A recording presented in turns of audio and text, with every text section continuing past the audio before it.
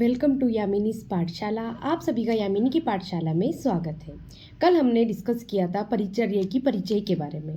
तो इस वीडियो में हम डिस्कस करेंगे परिचर्या के इतिहास के बारे में कि परिचर्या कब से चला आ रहा है, कब से इस परिचर्या की शुरुआत हुई।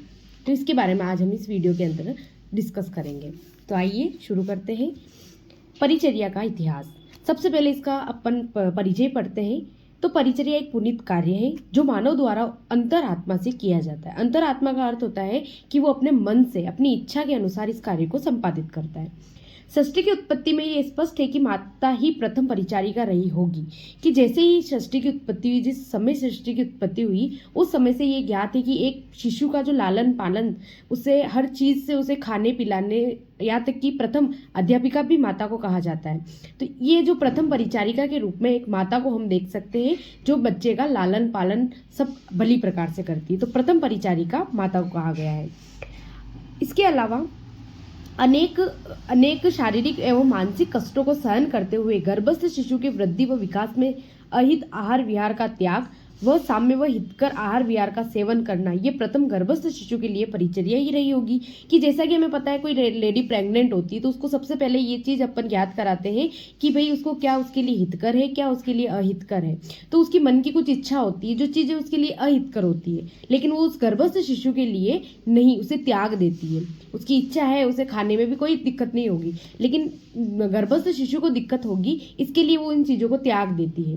तो त्याग भी एक परिचारक का गुण है। तो इस त्याग के अनुसार भी इस गर्भस्थ शिशु के लिए भी एक माता त्याग करती है, इसलिए माता को परिचारिका के रूप में माना जाता है।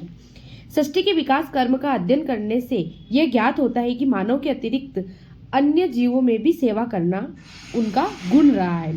हमें यह भी पता है कि एक मानव के अलावा अन्य जो जीव है, जैसे अपन जो जीव पशु पक्षी होते हैं, उनमें भी एक सेवा का भाव रहता है, एक सेवा का गुण रहता है। इसका अपन एक उदाहरण के रूप में जानते हैं कि कभी कोई पशु अपने बच्चे को जब जन्म देती है तो क्या करती है, उसे चाट कर उसके ऊपर जो भी ब्लड वगैरह होता है उसे एक तरीके से उसे साफ करती है। या फिर कभी कभी ऐसा होता है कि उनके चोट लग जाती है तो उस चोट को भी वो इस तरीके से प्रक्षालित करते हैं और अपनी चोट के लिए एक खुद के परिचारक वो बनते हैं। इसके अलावा दूसरा देखा जाता है कि आदि मानव के रूप में सृष्टि का जब प्रारंभ हुआ तब हमारे जो पूर्वज जिसे कहा जाता है वो आदि मानव थे।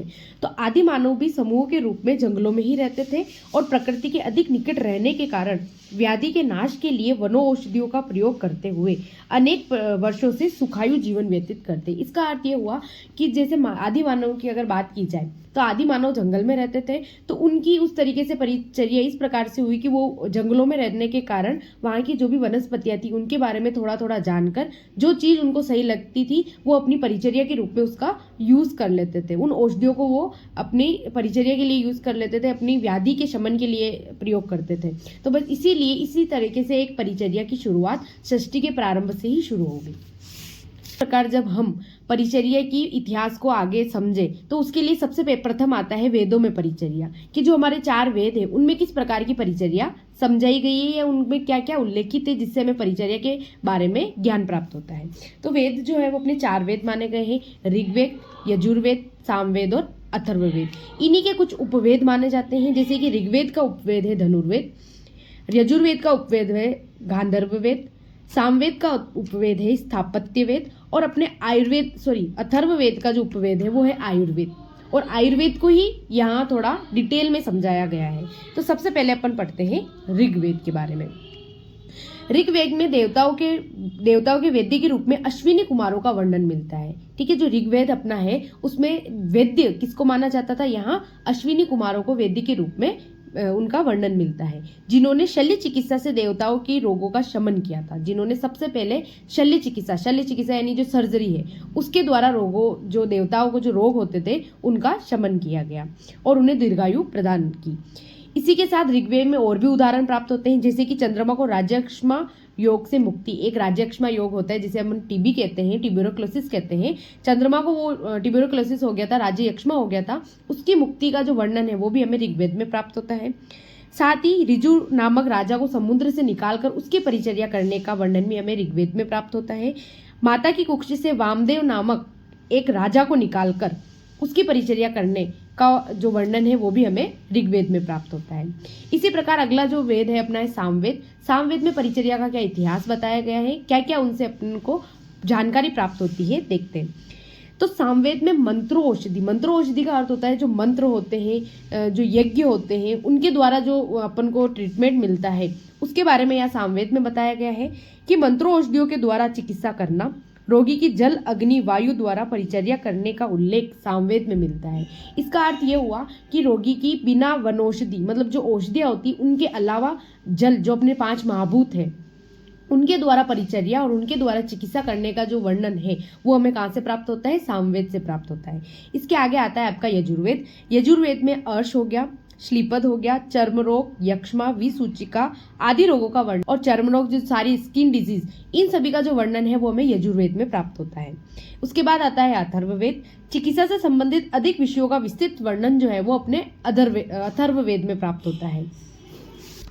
पुराणों व उपनिषदों में परिचर्या। इसी प्रकार वेदों में परिचर्या के बाद में अपन को पुराणों और उपनिषदों में जब धीरे धीरे परिचर्या की बढ़ोतरी होती है, धीरे धीरे परिचर्या का विकास आगे बढ़ता है, तो उसमें पुराणों व उपनिषदों में परिचर्या प्राप्त होती है। इनमें रसायन, वाजीकरण, स्वास्थ्य संबंधी ज्ञान का वर्णन पुराणों एवं उपनिषदों। रामायण में परिचर्या।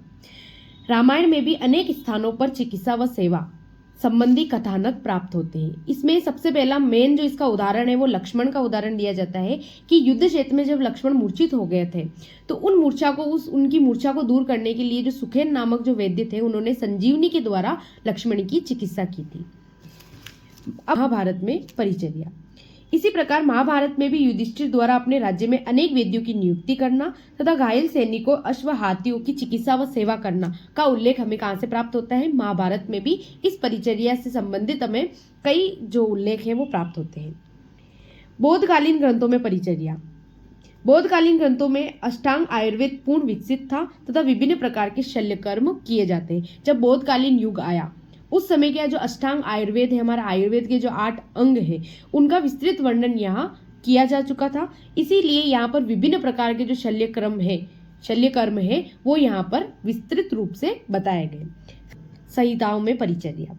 आयुर्वेदिक संहिताएं जैसे कि चरक संहिता, सुश्रुत संहिता, अष्टांग हृदय में परिचर्या का वर्णन हमें प्राप्त होता है। जो व्यक्ति परिचर्या करता है उसे परिचारक कहा जाता है। ठीक है, इसमें क्या प्राप्त, हमें जो हमारी संहिताएं हैं उसमें ये प्राप्त होता है कि जो व्यक्ति परिचर्या करता है उसे परिचारक कहा जाता है और इस परिचारक को उपास्थाता, दात्री, कल्पद आदि नामों से भी जाना जाता है। इस प्रकार हम परिचर्या के इतिहास को समझ सकते हैं। Thank you so for watching. मिलते हैं एक नई वीडियो के साथ। आप नए हैं तो मेरे चैनल को सब्सक्राइब कर देना। धन्यवाद।